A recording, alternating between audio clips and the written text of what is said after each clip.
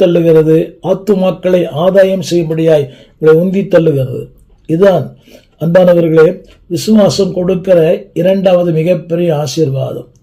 மூன்றாவது நான் சொல்ல விரும்புகிற அடுத்த வார்த்தை என்னவென்றால், அந்த ரட்சிப்பினுடைய மூன்றாவது ஆசீர்வாதம் என்னவென்றால் யாக்கோபு 2:17 அந்த வார்த்தை இப்படி சொல்லுகிறது, உங்களை நீதிமானாக்குகிறது.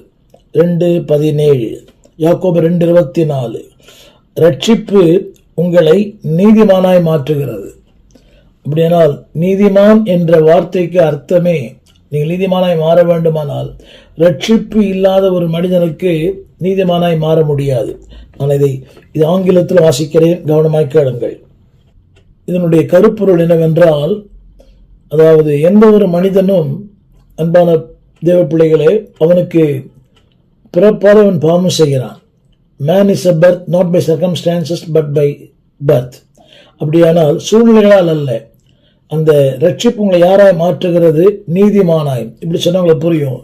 அதாவது ஒரு காட் கான்சியஸ், இதுவரைக்கும் சுய எண்ணம், சுய விருப்பம், சுய தீர்மானம், இதுதான் மனிதன் நடத்தி கொண்டிருந்தது. ஆனால் ரட்சிப்பு உங்களை யாராய் மாற்றுகிறது? உங்களை நீதிமானாய். யோசித்து பாருங்களேன், இந்த நீதிமானாய் மாறுவது பல காரியங்களாலே, விசுவாசத்தினாலே, கிரியைகளினாலே, அர்ப்பணங்களினாலே. ஆனால் இந்த வார்த்தை சொல்லுகிறது ரட்சிப்பு உங்களை நீதிமானாய் மாற்றுகிறது. எத்தனை பெரிய காரியங்கள் பாருங்கள்.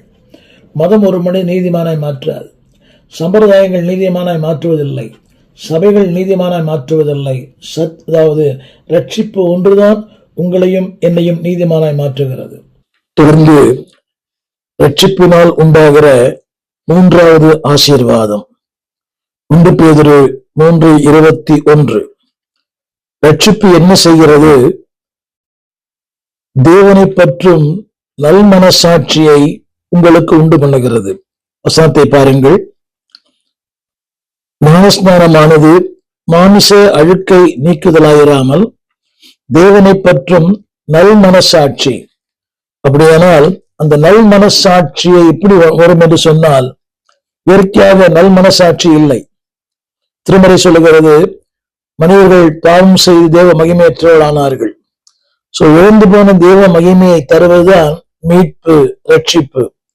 திரும்ப சொல்லுகிறேன், மதம் தருவதில்லை, மார்க்கங்கள் தருவதில்லை, தத்துவங்கள் தருவதில்லை. அந்த ரட்சிப்பை தருவது அந்த சுத்த மனசாட்சி தருவது.